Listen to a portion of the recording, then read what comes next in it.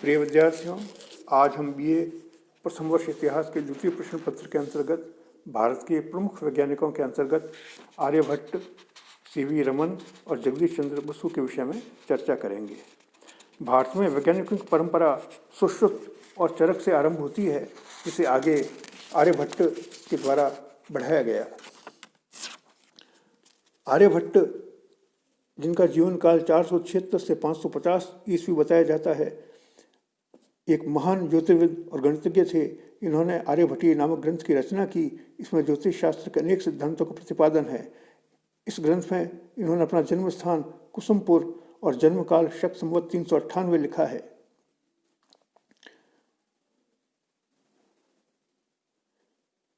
उन्होंने आर्यभट्टीय नामक ग्रंथ में 120 आर्या छंदों में ज्योतिष शास्त्र के सिद्धांत और उससे संबंधित गणित को सूत्र रूप में लिखा है। उन्होंने एक ओर तो गणित में पाई के मान को अपने पूर्ववर्ती आर्किमिडीज से भी अधिक सही रूप में निरूपित किया है। दूसरी ओर खगोल विज्ञान में पहली बार उदाहरण के साथ घोषित किया कि पृथ्वी अपनी धुरी पर घूमती है। आर्यभट्ट ने ज्योतिष शास्त्र के उन्नत सिद्धांतों के बिना, उन्नत साधनों के बिना महत्वपूर्ण खोजें की। कॉपरनिकस 1473 से 1543 ईस्वी ने जिस सिद्धांत की खोज की थी, उसकी खोज आर्यभट्ट 1000 वर्ष पहले कर चुके थे। गोलपाद में आर्यभट्ट ने लिखा है कि नाव में बैठा हुआ मनुष्य जब प्रवाह के साथ आगे बढ़ता है, तब वह समझता है कि वृक्ष, पाषाण और पर्वत आदि पदार्थ उल्टी गति से जा रहे हैं। उसी प्रकार गतिमान पृथ्वी पर से नक्षत्र भी उल्टी गति से जाते हुए दिखाई देते हैं।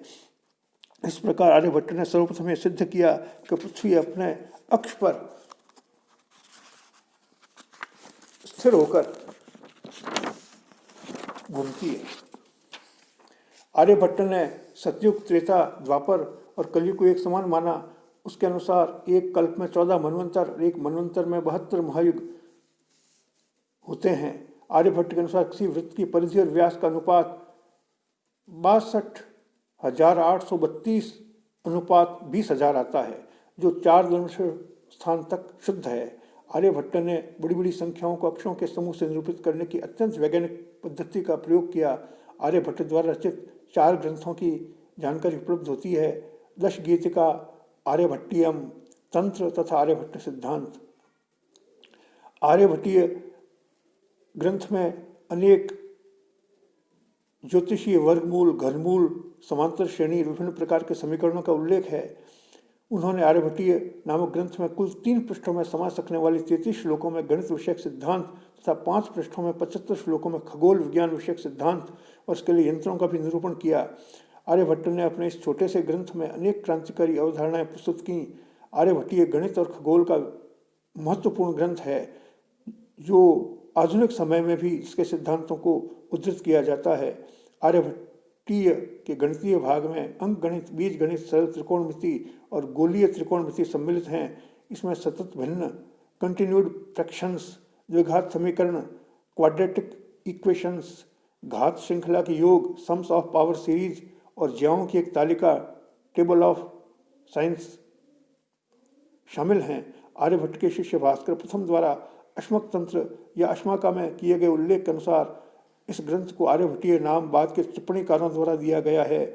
आर्यभट्ट ने स्वयं से कोई नाम नहीं दिया। क्योंकि इस ग्रंथ में 108 छंद हैं, इसलिए इसे आर्य शत अष्ट कहा जाता है। ग्रंथ में 108 छंदों के साथ 13 परिचयात्मक श्लोक अलग से दिए गए हैं। संपूर्ण ग्रंथ को 4 भागों में विभाजित किया गया। पहला गीतिका पाद, जिसमें 13 छंद हैं। इसमें समय की बड़ी इकाइयाँ यथा कल्प, मनवंतर, युग, जो प्रारंभिक ग्रंथों से अलग ब्रह्मांड विज्ञान प्रस्तुत करते हैं, यथा लगंधका, वेदांग ज्योतिष, जो एकल छंद में प्रस्तुत है। एक महायुग के दौरान ग्रहों के परिभ्रमण के लिए 4.32 मिलियन वर्षों की संख्या दी गई है। गणितपाद दूसरा भाग है। इसमें 33 छंद हैं। इसमें क्षेत्रमिति, क्षेत्र व्यवहार, गणित और ज्यामितिक प्रगति, शंकु, छायाएं, सरल, द्विघात, युगपत और निश्चित समीकरण, कुट्टक का समावेश है। कालक्रियापाद तीसरा भाग है। इसमें 25 छंद हैं। इसमें समय की विभिन्न इकाइयाँ और किसी दिए गए दिन के लिए ग्रहों की स्थिति निर्धारण करने की विधि दी गई है। अधिक मास की गणना के विषय में क्षय तिथियाँ, सप्ताह के दिनों के नामों के साथ 7 दिन का सप्ताह भी प्रस्तुत किया गया है। चौथा ग्रंथ गोलपाद में 50 छंद हैं। इसमें आकाशीय क्षेत्र के ज्यामितिक एवं त्रिकोणमितीय पहलू, क्रांतिवृत्त, आकाशीय भूमध्य रेखा आसन थे।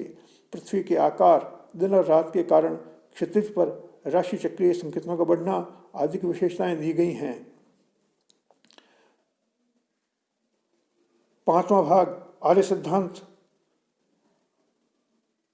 खगोलीय गणनाओं पर एक कार्य है जो अब लुप्त हो चुका है। इसकी जानकारी आर्यभट्ट के समकालीन वराहमिहिर की रचनाओं से प्राप्त होती है। आर्यभट्ट का यह ग्रंथ अल-नत्फ या अल-नन्फ के रूप में अनुवादी रूप में मिलता है। इसका अरबी अनुवाद किया गया है, अब ये अपने मूल रूप में नहीं मिलता। इसका यह उल्लेख अबू रेहान अल-बरूनी द्वारा किया गया है।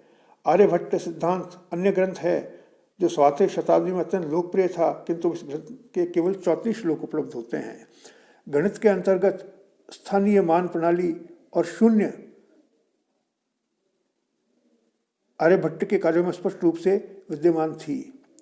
अपरिमेय के रूप में आर्यभट्ट ने पाई के सन्निकटन पर कार्य किया। संभवतः उन्हें इस बात का ज्ञान था कि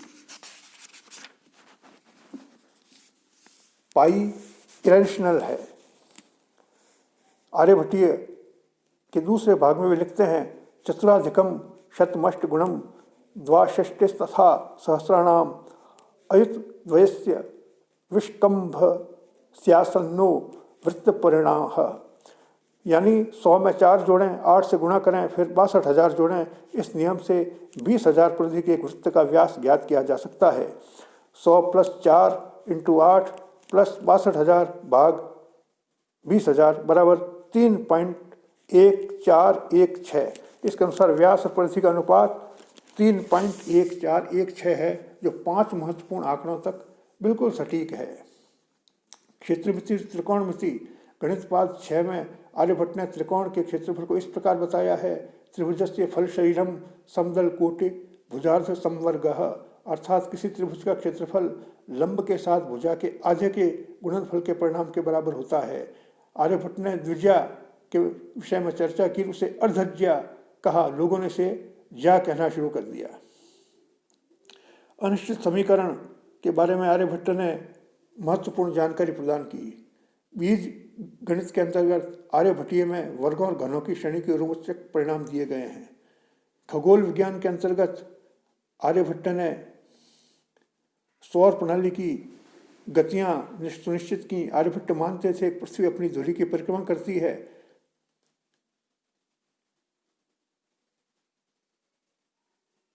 नक्षत्रों और ग्रहों के उदय अस्त होने का तथ्य इस वजह से है कि हवा द्वारा संचालित ग्रह और स्टेरिम्स निरंतर पश्चिम की ओर चलायमान रहते हैं। आर्यभट्ट ने सौर मंडल के एक भूकेंद्रीय मॉडल का वर्णन किया है, इसमें सूर्य और चंद्रमा ग्रह चक्र द्वारा गति करते हैं जो पृथ्वी की परिक्रमा करता है। इस मॉडल में पितामह सिद्धांत पाया जाता है। आर्यभट्ट ने कहा कि चंद्रमा और सूर्य के परावर्तित प्रकाश से ग्रह चमकते हैं और ग्रहण राहु केतु के कारण नहीं होते, वरन पृथ्वी और चंद्रमा के इनके मध्य में आ जाने से होते हैं।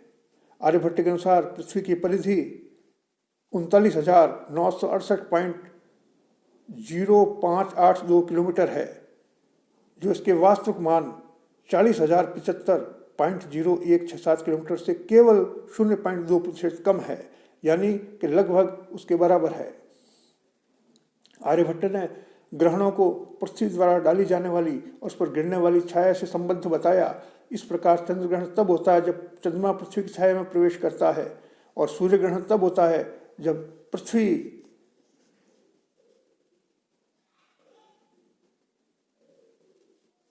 उस परिधि में प्रवेश करती है। नक्षत्रों के आवर्तकाल के अनुसार आर्यभट्ट ने पृथ्वी की परिभ्रमण अवधि 23 घंटे 56 मिनट और 41 सेकंड बताई। आधुनिक समय भी लगभग इसके समान ही है। आर्यभट्ट का कहना था कि पृथ्वी अपनी धुरी पर घूमती है और उनके ग्रह संबंधी ग्रह चक्र मॉडलों के कुछ तत्व उसी रूप में घूमते हैं। विश्व विज्ञान पर आर्यभट्ट के प्रभाव बहुत महत्वपूर्ण है। सर्वप्रथम जो ग्रहण विज्ञान था उसे आर्यभट्ट ने संशोधित किया और सूर्य और चंद्र ग्रहण के वास्तविक कारण बताए कि किस प्रकार से पृथ्वी और सूर्य के बीच में चंद्रमा आता है तब सूर्य ग्रहण होता है, और सूर्य और चंद्रमा के बीच में पृथ्वी आती है तब चंद्र ग्रहण होता है।